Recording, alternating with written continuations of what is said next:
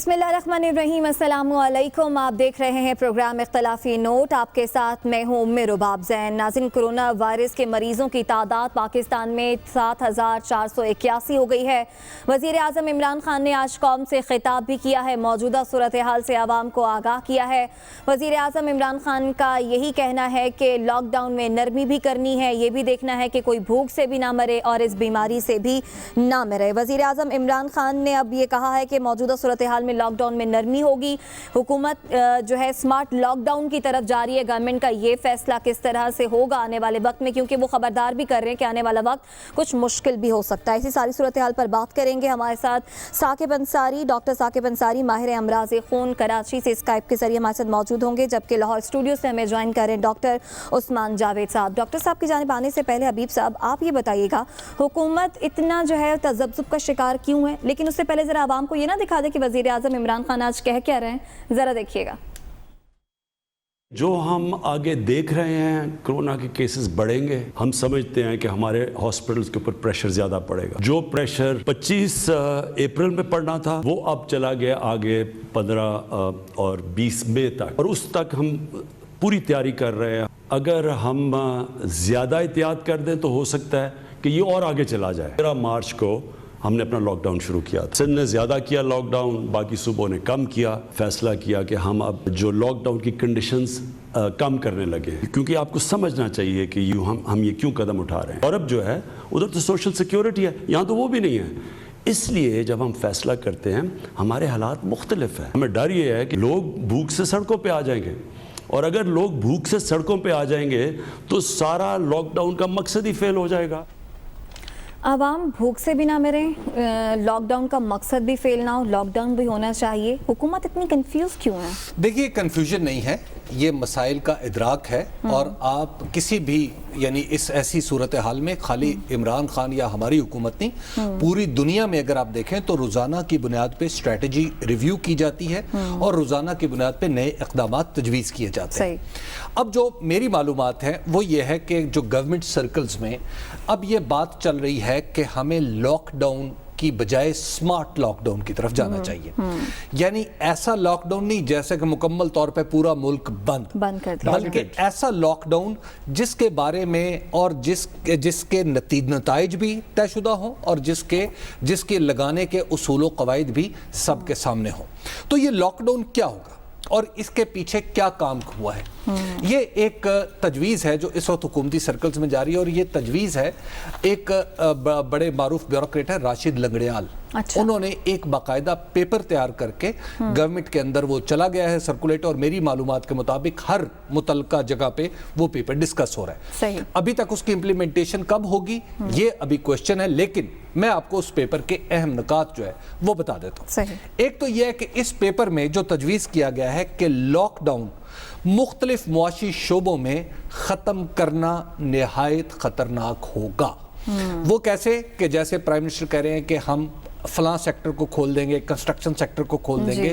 दरअसल इसका नतीजा ये होगा कि आप एक जगह से बीमारी उठा के खुदा न खास्ता अगर है तो दूसरी जगह ले जा रहे हैं, या वहां पे अगर है तो वहां से वापस अपने घर को ला रहे हैं। तो इसलिए ये लॉकडाउन की शक्ल जो है वो अब शायद आगे चलते हुए नजर नहीं आएगी, सेक्टोरल अरेंजमेंट नजर नहीं आएगा। अच्छा। दूसरी, सेक्टर की बजाय जोग्राफिये को बुनियाद बनाया जाए। यानी अगर पहले आप असेसमेंट करें कि फलां इलाके में लॉकडाउन की ज़रूरत है कि वहाँ पर मौजूद हैं कोरोना के केसेस, ताकि वहाँ पर ही उन्हें कंटेन किया जा सके। और मैं आपको अर्ज़ करूं कि 1918 में जो पंजाब में इन्फ्लुएंजा आया था वो कैसे फैला था? वो पंजाब में इन्फ्लुएंजा इस तरह फैला था कि डाक के मुलाजमीन और फौजी जो दुनिया से लड़के वापस आए थे, और उसमें 5% से ज्यादा आबादी फारिग हो गई। सब कॉन्टिनेंट सबसे ज्यादा हिट हुआ था, और वो इसी वजह से हुआ था। दूसरा, अब इसका हल क्या है? स्मार्ट लॉकडाउन कैसे होगा? आप मुल्क को जोन्स में तकसीम कर लें। सही हो क्या? आप जोन्स में तकसीम कर लें और हर जोन के अंदर मुख्तलिफ सर्कल्स हों। मिसाल के तौर पे लाहौर में है तो आप जौहर टाउन को एक जोन, इसी तरह कराची में है तो आप गुलशन इकबाल को एक जोन बना लें, या उसको 2 जोन बना लें। आप ये देख लें कि कैसे आप जोन बना सकते हैं। और फिर اس کے ساتھ ساتھ ہر زون مختلف سرکلز میں، یعنی ایک جوہر ٹاؤن کے اندر پھر بلاکس جو ہیں آپ ان کو دوسرے حصوں میں تقسیم کر لیں. صحیح. ڈیفنس کو آپ ایک زون تصور کر لیں اور اسی طرح آگے چلیں، اور پھر گروپ ٹیسٹنگ کی جائے. جی مطلب وہاں پہ جو رہنے والے لوگ ہیں ان کی آپ ٹیسٹنگ کریں. اچھا دوسرا اس میں ایک بڑا نقطہ اہم ہے کہ وہ پول ٹیسٹنگ. پول ٹیسٹنگ ذرا میں واضح کر دوں، وہ ہے کہ ایک ٹیسٹ کے ذریعے 10 لوگوں میں کرونا کی موجودگی کا پتہ چلائے. اچھا وہ کیا ہے؟ پول ٹیسٹنگ یہ ہے کہ آپ 10 لوگوں میں سے سویب لیں، ان کو مکس کر لیں، اور ان میں اگر آپ کا کرونا آپ نے آئیڈینٹیفائی کر لیا ہے تو اس کا مطلب ان 10 میں سے کسی ایک کو کرونا ہے، اور پھر آپ انڈیویجولی کر سکتے ہیں، ورنہ وہ سب نیگیٹو ہے. اچھا وہ کہتے ہیں کہ سمارٹ لاک ڈاؤن کا مطلب ہے جہاں آپ نے آئیڈینٹیفائی کر لیا وہاں پہ پھر ایک گلی اگر بند کرنی ہے تو صرف ایک گلی بند کر لیں، باقی ملک جو ہے اور گرد و نواح کے علاقے کھلے رکھیں، اور بیماری کے غیر معمولی پھیلاؤ کی صورت میں پورا زون بند کر دیں. اس کے ساتھ پھر وہ کہہ رہے ہیں کہ رینڈم ٹیسٹنگ کرتے رہیں. آپ زونز کے اندر، سرکلز کے اندر رینڈم ٹیسٹنگ کرتے رہیں، اور یہ ہے کہ پھر جہاں کرونا پایا جائے، یعنی اگر فرض کیا 4 گلیوں میں پایا جائے، ایک سرکل میں پایا جائے، تو وہاں پہ ایوری 14 ڈے آپ ٹیسٹ کریں، اس کو لاک ڈاؤن کر لیں، اور پھر ایوری 14 ڈے آپ کریں. اور جہاں پر کرونا نہیں پایا گیا وہاں پہ ایوری 30 ہر مہینے میں ایک بار آپ وہاں پہ رینڈم ٹیسٹنگ کریں. مثلا جی ہر 5ویں گھر میں سے ایک آدمی، یا جی ہر 10ویں گھر میں سے ایک آدمی رینڈم ٹیسٹنگ کریں جس میں کوئی باعث نہ ہو. اور پھر اب اس میں کانسیپٹ یہ ہے کہ ملک کے اندر آپ اگر نئے زون نہیں بنانا چاہتے تو آپ ملک میں یونین کونسل اور وارڈز کا سسٹم جو تقریباً 80,000 کا ہے آپ اس کو استعمال کر لیں اور اس کے سب سرکل بنا دیں. اور لاسٹلی جہاں پہ پھر لاک ڈاؤن ہے، پھر ایسا لاک ڈاؤن نہیں ہے کہ نیمے دروں پھر وہاں پہ lockdown curfew like situation ہوگی، اور عین ممکن ہے کہ ایسی صورت میں آپ کو فوج کو بھی ڈپلوائے کرنا پڑے. تو یہ ہے وہ تجاویز جو اس وقت سمارٹ لاک ڈاؤن کے طور پہ حکومت کے مختلف سرکلز میں ڈسکس ہو رہے ہیں. بالکل. ثاقب انصاری اور ڈاکٹر عثمان جاوید، آپ کی جانب آنے سے پہلے ڈاکٹر عثمان جاوید، آپ لوگوں کی جانب آنے سے پہلے ساتھ جو نکات حبیب اکرم صاحب نے ابھی سامنے رکھے، حکومت چاہ بھی یہ رہی ہے کہ اسمارٹ لاک ڈاؤن کی طرف بڑھا جائے، اور اگر انہی نکات کو اسی طرح سے فالو کر لیا جائے تو مشکل آسان ہو جائے گی. دیکھیے یہ اسٹریٹجی تو بہت اچھی ہے، اور اسی کو میرا خیال ہے کہ آنے والے دنوں کے اندر پرائم منسٹر صاحب پرسو بھی کریں گے. ہمیں اس میں 2-3 باتیں تھوڑی سی ذہن میں رکھنی چاہیے. سب سے پہلی بات یہ کہ ہم یہ سمارٹ لاک ڈاؤن کی طرف اس وجہ سے کانسنٹریٹ کر سکتے ہیں یا اس کو کنسیڈر کر سکتے ہیں کیونکہ ہمارا پچھلے مہینے کے اندر جو سپریڈ تھی وہ اس طرح نہیں ہوئی لاک ڈاؤن کی وجہ سے، گورنمنٹ کی پالیسی کی وجہ سے جس طرح ہو سکتی تھی. فار ایگزامپل اٹلی کے اندر آپ سمارٹ لاک ڈاؤن نہیں کر سکتے. اس لیے نہیں کر سکتے کیونکہ حبیب صاحب نے جس طرح کہا کہ کتنی گلیاں ہیں جہاں پہ کرونا پھیل سکتا ہے، یا کتنے محلے ہیں جہاں پہ کرونا پھیل سکتا ہے، تو وہ ہر محلہ ہے، وہ ہر ٹاؤن ہے، وہ ہر شہر ہے، وہ ہر قصبہ ہے، وہ ہر طبقہ ہے. تو سمارٹ لاک ڈاؤن نہیں ہو سکتا. اسپین میں نہیں ہو سکتا، انگلینڈ میں نہیں ہو سکتا. امریکہ کرنے کی کوشش کر رہا ہے، اور ہم خود ہی دیکھ رہے ہیں کہ امریکہ کے نمبرز کس طرح کے ہیں. وہاں پہ تو بلکہ پریزیڈنٹ صاحب نے ایک ٹویٹ بھی کر دی کہ لبریٹ منیسوٹا، اور وہاں پہ تو ایک عجیب قسم کے مسئلے پڑے ہوئے ہیں. تو پاکستان کے پچھلے مہینے 1.5 مہینے کی پرفارمنس کی وجہ سے ہم اس جگہ پہ پہنچے ہیں کہ سمارٹ لاک ڈاؤن کنسیڈر کیا جا سکے، کیونکہ تمام طول و عرض کے اندر اس طرح کرونا نہیں پھیلا، اللہ کا شکر ہے. دوسری بات یہ کہ دیکھیں ہم 18ویں ترمیم کی بہت سی باتیں کرتے رہے ہیں، بہت سی اس کے اندر ڈیولوشن کی اچھی چیزیں بھی ہیں، لیکن کرونا وائرس کے اندر اگر ہمیں ایک بات کا تھوڑا سا ادراک سب کو ہونا چاہیے تو وہ چیزیں ہیں جو 18ویں ترمیم کے بعد کچھ ایسی خلشیں ہمارے آئین کے اندر موجود ہیں جن کی وجہ سے یہ چیزیں مشکل ہو رہی ہیں. فار ایگزامپل حبیب صاحب نے جس طرح کہا کہ اگر اس پالیسی کو سامنے رکھتے ہوئے وفاقی حکومت یہ فگر آؤٹ کرتی ہے کہ ہم ملک کے تمام علاقوں کو زونز کے اندر تقسیم کر دیں گے، تو وہ کرنا تو صوبوں نے ہے.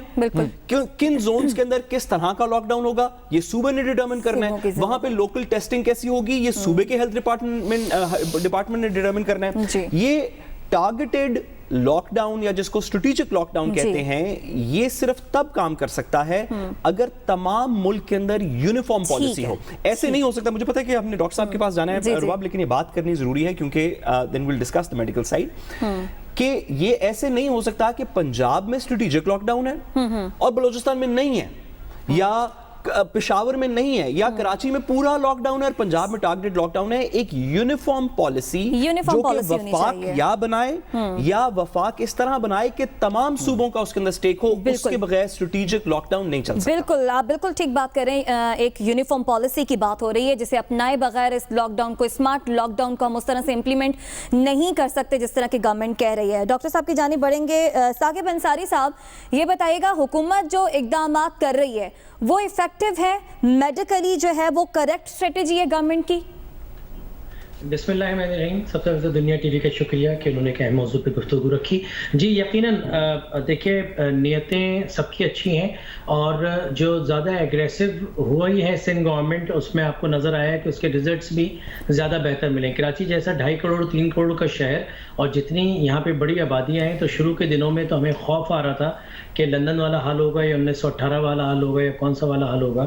الحمدللہ جس طرح سے لاک ڈاؤن کیا گیا اور ان ٹائم اسکولز, کالجز, یونیورسٹیز کو بند کیا گیا, so things are going in positive direction. جہاں تک وزیر اعظم صاحب کی بات ہے تو لاک ڈاؤن سے تو وہ بھی ایگری کرتے ہیں اور یہ نئے اسمارٹ لاک ڈاؤن کی جو لاجک اور جو حکمت ہے یہ بھی سمجھ میں آ رہی ہے. سر یہ بتائیے, اگر ایک سر سوری ذرا یہ واضح کیجیے گا کہ اس پروپوزل میں یہ جو پول ٹیسٹنگ ہے جس کے اندر سوابز ملٹیپل ٹیسٹ ہو سکتے ہیں یا کلیکٹیو کسی طریقے سے ٹیسٹنگ, اس کا ذرا میڈیکلی میکنزم سمجھائیے اور اس کا ذرا فوائد بھی بتائیں کہ کیسے آپریٹ کرے گا.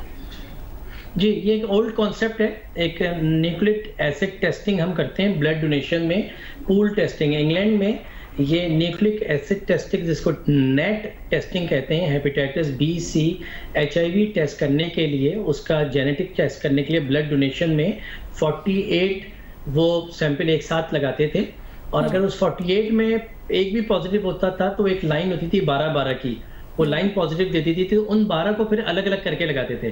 تو پرنسپل تو یہ پرانا ہے. اسٹرینتھس اور ویکنیسز دیکھنی پڑیں گی. نیا وائرس ہے, جس طرح سے FDA نے امیونوگلوبولن بیسڈ ٹیسٹ کو بھی اپروو کر دیا ہے تو اس کے اوپر بھی کوئی ریسرچ اور اسٹڈیز کر کے ہی, اتنے کم ٹائم میں کوئی دنیا کے ریسرچ اور اسٹڈیز کو پروف نہیں کر سکتی کہ this is as good as independent one single test. اگر بیسک وائرولوجی اور بیسک جینیٹکس اور PCR کو دیکھا جائے تو ایک وقت میں ایک ٹیسٹ لگانے کی جو سینسیٹیوٹی اور سر کیا دنیا میں کہیں اور بھی پول ٹیسٹنگ ہو رہی ہے؟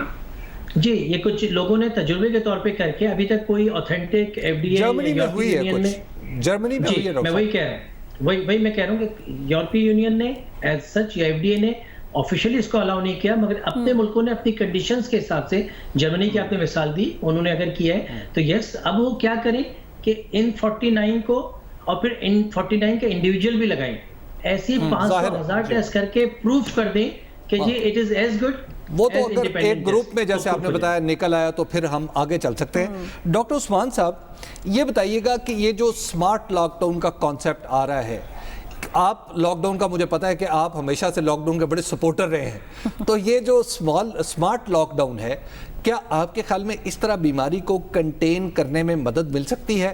کیونکہ ہمیں زندہ بھی تو رہنا ہے نا, باقی ملک بھی تو چلانا ہے. بہت شکریہ حبیب صاحب. سمارٹ لاک ڈاؤن سے پہلے think smart and act smart, میں اس پہ آنا چاہوں گا. لاک ڈاؤن انیشلی ضروری تھا. مرض کی ابتدا میں جیسے ایک سلو پوائزننگ کا کیس ہاسپٹل میں ایڈمٹ ہوتا ہے, اس کو آپ پہلے سب کچھ اس کا بند کر دیتے ہیں, ڈرپ لگاتے ہیں, اس کے بعد اس کو آہستہ آہستہ کو سوپ دے دیا اور اس کے بعد آہستہ آہستہ اس کو کھانا. تو پہلے تو آپ کا ایبسولوٹ لاک ڈاؤن ضروری تھا. ہاں اب سمارٹ لاک ڈاؤن کی طرف, لیکن یہ جو آپ نے جس ڈاکومنٹ کی طرف اشارہ کیا ہے, اٹس اے لولی ڈاکومنٹ, بہت اچھا لکھا گیا ہے, but it is 50% of the strategy. تھوڑی سی اس میں 2 گزارشات میں پیش کرنا چاہوں گا. اس میں جو زونز میں ڈیوائڈ کرنے کی بات کی گئی ہے, پاکستان آلریڈی 5 ایڈمنسٹریٹو ٹائرز میں ڈیوائڈ ہے. اس میں ڈسٹرکٹ سے لے کے یونین کونسل تک ایک بڑا اچھا لوکل گورنمنٹ کا نظام موجود ہے, ہمیں اس کو مضبوط بنانے کی ضرورت ہے. ایک بات. دوسری بات جو اس ڈاکومنٹ میں مسنگ ہے وہ ہیلتھ سسٹم کی اسٹرینتھنگ ہے. دیکھیں وبا ایک حملہ آور ہوئی ہے ایک سسٹم پہ, اور اس میں سب سے فور فرنٹ پہ ہیلتھ سسٹم ہے, اور ہیلتھ سسٹم کی بات کیے بغیر اس میں صرف ٹیسٹنگ کی اسٹریٹجی رکھنا وہ شاید انکمپلیٹ ہے. ہمیں اس ہیلتھ سسٹم کو तहसील की बुनियाद पे, अपने ज़िलाई बुनियाद पे एक नए अर्जेंट सेंटर्स बनाने की ज़रूरत है, ताकि लोगों को, वो कहते हैं जी लाहौर ले जाओ, इन्हें नहीं बचना, तो उसको लाहौर की बजाय उसको उसी इलाके में, अगर गुजरात का इलाका है तो गुजरात की तहसील में एक urgent care public health centre जिसमें टेस्टिंग फैसिलिटी भी हो, और वो तमाम छोटे सेंटर्स, ये तकरीबन 140 के करीब तहसीलें हैं, उन 140 तहसीलों में अगर आप बिलफर्ज 1 करोड़ की लागत से भी ये बनाते हैं सिलसिला, तो 3 अरब रुपए में आपका पूरा पंजाब का हेल्थ का निज़ाम इंतहाई मौसर साबित हो सकता है। और इसमें टाइम कितना लगेगा डॉक्टर साहब आपके ख्याल में? अगर 1 मंथ, अच्छा, 1 माह लगेगा, सही।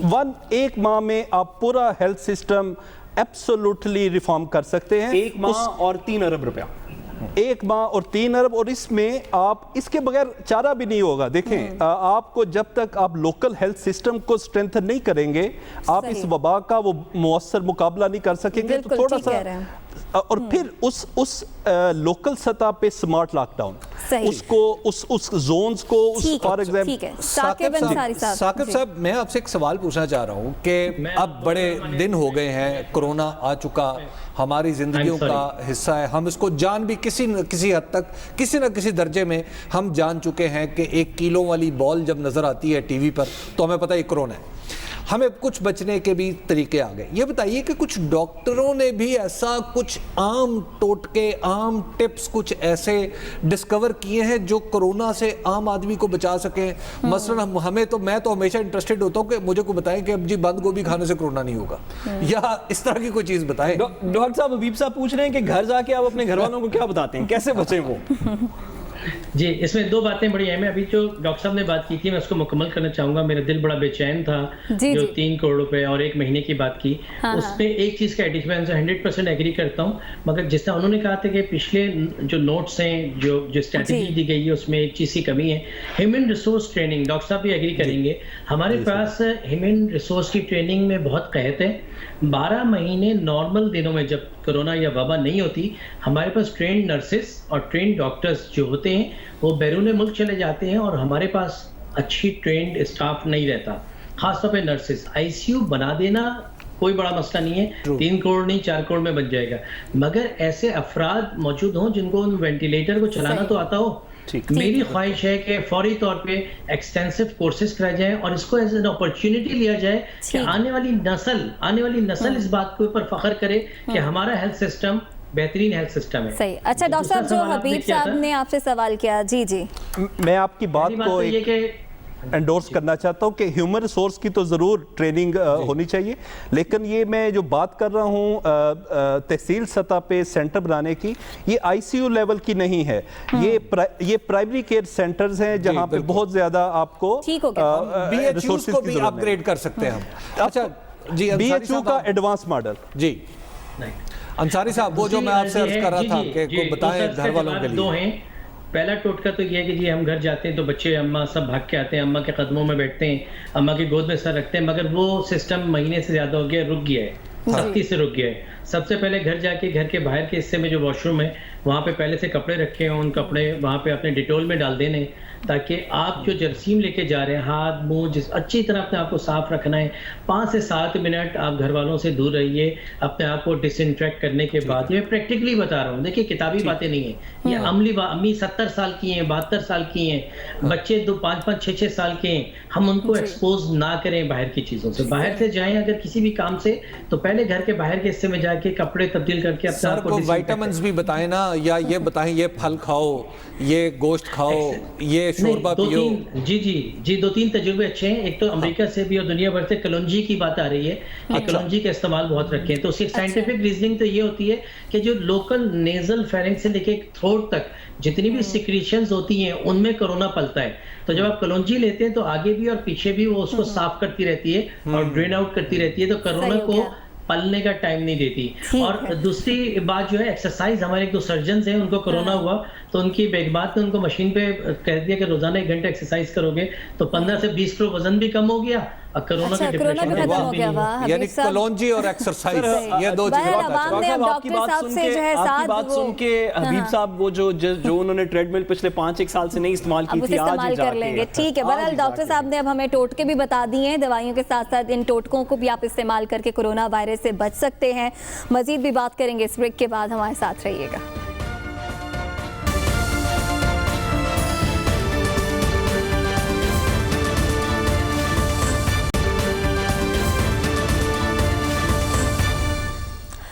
वेलकम बैक नाज़रीन। कोरोना से बचाव के लिए टोटकों पर बात हो रही है। डॉक्टर साकिब अंसारी ने हमें बताया कि जी डॉक्टर साकिब अंसारी ने हमें बताया कि एक्सरसाइज करने से, कलंजी के इस्तेमाल से हम इस वायरस से बच सकते हैं। साथ ही साथ महदूद रहना और एहतियात भी बहुत ज़रूरी है। उस्मान जवाद साहब, आप भी कोई टोट के कुछ बताएं, हम इस मूजी वबा से किस तरह से महफूज रह सकते हैं? सर, टोटकों की तो चलें, आप जो भी बताएं, थोड़ा सा ये बताइए कि अब आपके पूछने का मकसद ये है कि अब इतना अरसा गुजर गया है, हम सारी दुनिया तकरीबन 2.5-1 महीने से इसमें है, पाकिस्तान तकरीबन 2-1 महीने से है। खुराक में, खाने पीने में, देसी अज्जा में, दीगर अज्जा में कौन सी वो चीज़ें हैं जो हमारी क़ुव्वत मदाखलत को इस तरह का कर देती हैं कि we have the best chance of surviving corona का टाइम पीरियड? मैं तो सिर्फ ये इसमें कहना चाहूँगा कि टोटके और जुगाड़ ये हमारी कौम की दो बड़ी अजीमुशान आते हैं। तो मैं इसमें ये कहूँगा कि हेल्दी डाइट, ऐसे फ्रूट्स जिसमें विटामिन सी ज़्यादा है, जैसे लेमन है, ऑरेंजेस हैं, आजकल गर्मियों में बहुत ज़्यादा जो भी फ्रूट आ रहा है उसको आप इस्तेमाल करें, पानी का ज़्यादा से ज़्यादा इस्तेमाल करें। और एक सबसे बड़ा टोटका जो आप अपने बच्चों को, अपनी फैमिली को बताएं कि ये 2020 मैच नहीं है, ये एक टेस्ट मैच है, ये बल्कि ये एशेज़ की टेस्ट सीरीज़ है। इसके साथ आपको थोड़ा अरसा, 1-1.5 तक इवन रहना पड़ेगा, इसके साथ समझौता करना पड़ेगा और उसके मुताबिक अपने लाइफस्टाइल को अडॉप्ट करना पड़ेगा। आप और अपना माइंड को उस हिसाब से ट्रेन करें। माइंड आपका ट्रेन होगा तो आपकी क़ुव्वत मुदाफ़ित बढ़ेगी। आपका माइंड अगर उसको एक्सेप्ट नहीं कर रहा चीज़ों को, तो आप चाहे जो मर्जी पाए खाएं, निहारी खाएं, उससे आपको क़ुव्वत मुदाफ़त पे कोई असर नहीं पड़ेगा। खुदा न खास्ता आप इनसे मना तो नहीं कर रहे हैं ना? जी मैं मना नहीं कर रहा, मैं मना करूंगा भी तो किसी ने मना होना नहीं। सही ठीक है। अच्छा डॉक्टर साहब, एक और मामला, रिपोर्ट सामने आई थी हुकूमत की कि अप्रैल के आखिर तक 50,000 केसेस कोरोना वायरस के सामने आ सकते हैं, लेकिन आज जब वज़ीर आज़म इमरान खान ने कौम से खिताब किया तो उन्होंने कहा कि शुक्र है हम उस सिचुएशन से निकल गए, लेकिन तादाद 10 से 15,000 तक हो सकती है। ये जो 50,000 से तादाद कम होकर 10 से 15,000 पर आई है, इसकी वजह क्या है? अवाम ने एहतियात बहुत की है, हुकूमत का लॉकडाउन बहुत सख्त था, क्या रीज़न आपकी नज़र में हो सकती है? इसमें देखें, लॉकडाउन तो एक वजह डेफिनेटली है और इसके अलावा आवाम का शऊर भी बड़ा है। आप देखेंगे कि इवन एक रेडी वाला भी या छाबड़ी वाला भी, वो भी मास्क पहन के वो घूम रहा है, वो भी हाथ मिलाने से ग्रेस कर रहा है। तो एक आवाम के लाइफस्टाइल में भी तब्दीली आई है। लेकिन एक बात, केसेस का तादाद में अभी I think we would expect कि तादाद इसी तरह स्टेडीली बढ़ती जाएगी। और अब जबकि लॉकडाउन थोड़ा सा इसको कह लें कि अभी पार्शल हुआ है, तो वी कैन एक्सपेक्ट कि मई के पहले हफ्ते तक हमें काफ़ी केसेस देखने को मिलेंगे। अच्छा, काफ़ी केसेस क्या हैं उस्मान साहब? यानी वो कौन सा नंबर है जिससे ज़्यादा हो तो हम परेशान हो, वरना हम कहें कि मामलात हमारे कंट्रोल में, जैसे आज हमें 7,500 अपने कंट्रोल में लग रही हैं चीज़ें? केसेस की देखें, जो सबसे जो लाइन वो है जो कि हेल्थ सिस्टम जिसको अफोर्ड कर सकता है। आपका अगर हेल्थ सिस्टम जब तक उस नंबर्स को टॉलरेट करता रहेगा, चाहे वो आई थिंक के आप कह सकते हैं 40 से 50,000 केसेस तक वो मैनेज कर लेगा।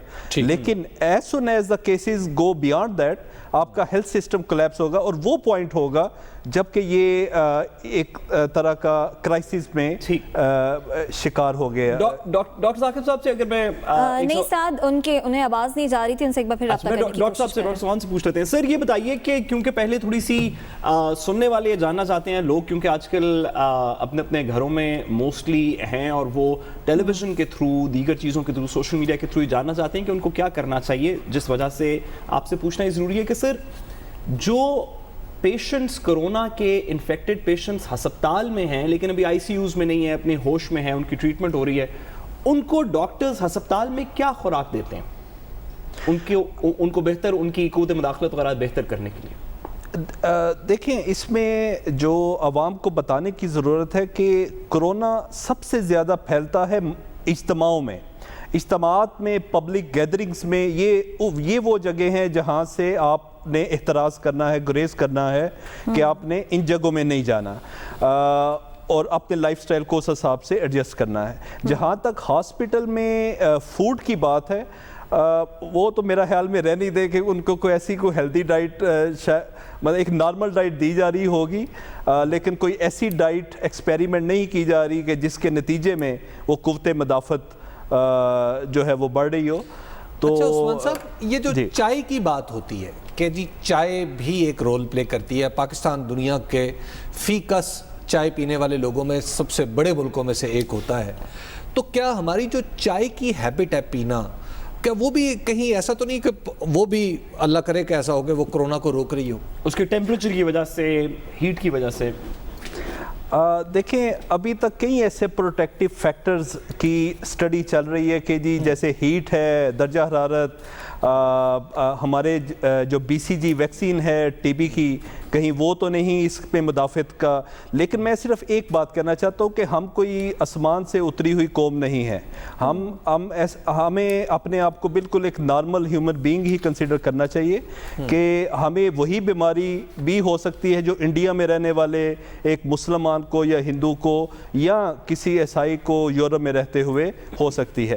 ہاں, ڈیزیز کا جو امپیکٹ ہے کمپیریٹیولی پاکستان میں کم ہے, لیکن کوئی بھی ایسی چیز ہمیں اس سے اگر آپ کہیں گے کہ محفوظ رکھ رہی ہے. چائے کا یہ کہہ سکتے ہیں کہ جی وارم فلوئڈز, کیونکہ ہم ایڈوکیٹ کرتے ہیں کہ آپ زیادہ سے زیادہ وارم فلوئڈز کا استعمال کریں, تو گرم مشروبات, جی گرم مشروبات, پانی کا زیادہ سے زیادہ استعمال, اس سے فرق پڑ سکتا ہے. لیکن اگر ہم یہ کہیں کہ اس سے کرونا رک جائے گا, وہ میرا خیال میں تھوڑی سی شاید نامناسب بات. صحیح, ٹھیک ہے. ڈاکٹر صاحب, ڈاکٹر عثمان جواد ہمارے ساتھ موجود ہیں. ابھی وقت کو ہے بریک کا. بریک سے جب واپس آئیں گے تو بات کریں گے علماء کی حکومت کے ساتھ 20 نکات پر جو ہے وہ اتفاق ہو گیا ہے. ہمارے ساتھ رہیے گا.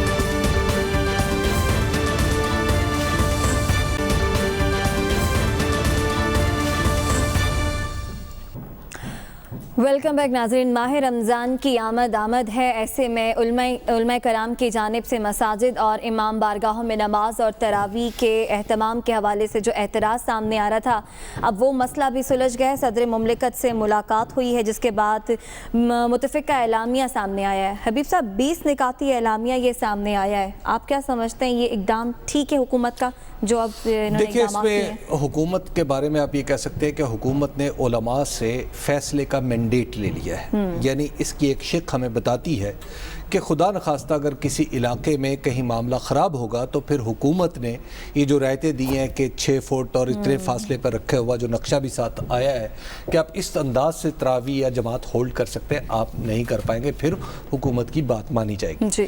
لیکن اس معاہدے کی ایک کمزوری ہے جو بات ابھی تک سامنے نہیں آ رہی. میں اپنے پروگرام میں عام طور پر اس طرح کی بات سے گریز کرتا ہوں. بخاری کی ایک روایت ہے کہ حضرت ابو حریرہ رضی اللہ تعالیٰ عنہ ایک دفعہ بھوک سے بے حال ہو کے مسجد نبوی میں بیٹھے تھے کہ ان کے پاس سے حضرت ابوبکر گزرے اور انہوں نے کہا حضرت ابو حریرہ نے کہ جناب میں آپ سے اس آیت کا مطلب پوچھنا چاہتا ہوں.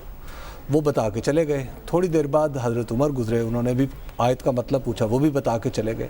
اور پھر آن جناب صلی اللہ علیہ وسلم آئے تو انہوں نے یہ بھانپ لیا کہ دراصل آیت کا مطلب اس لیے پوچھا جا رہا ہے کہ بھوک لگی. تو آن جناب صلی اللہ علیہ وسلم انہیں ساتھ لے گئے اور پھر دودھ ان کو پلایا. بات یہ ہے کہ جو بہت سارے معاملات ہمارے علماء, یہ جو ہمارے جید علماء بات کر رہے ہیں, دراصل آپ اس نوجوان طالب علم کا بھی تو سوچیں نا جو کہیں مسجد میں مؤذن کا کام کر رہا ہے. آپ اس نوجوان امام مسجد کا بھی تو سوچیں نا جو اپنی فیملی کے ساتھ کسی مسجد کے چھوٹے سے حجرے میں رہ رہا ہے.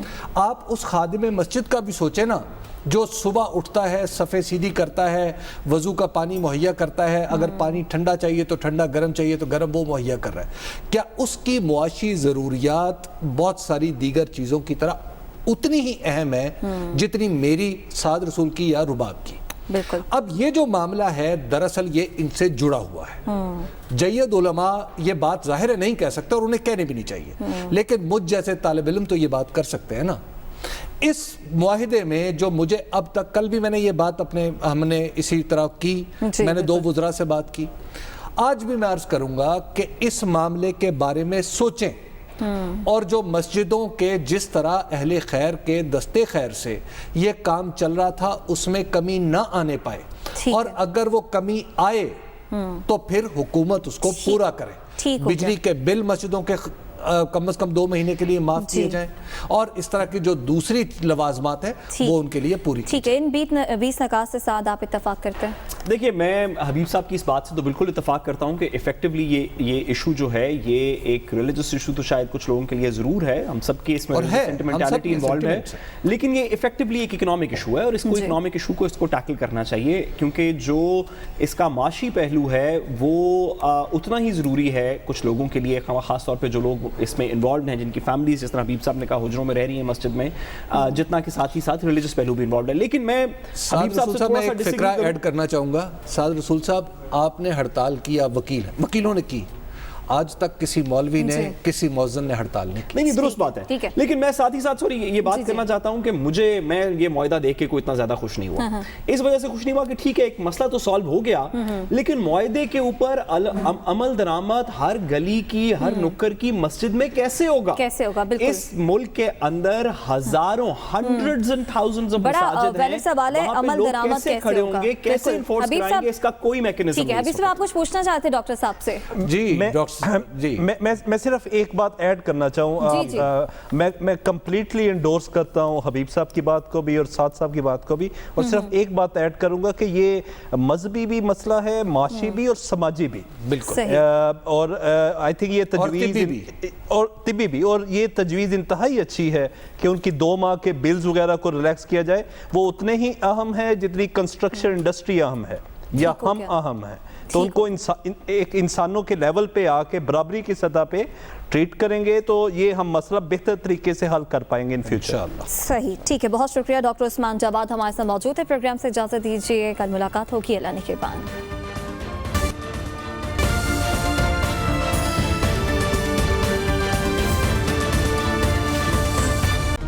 Hi, it's Sayyeda Shanaz here. Thank you for watching Dunya News. For more videos and updates, don't forget to click the subscribe button. Keep watching Dunya News.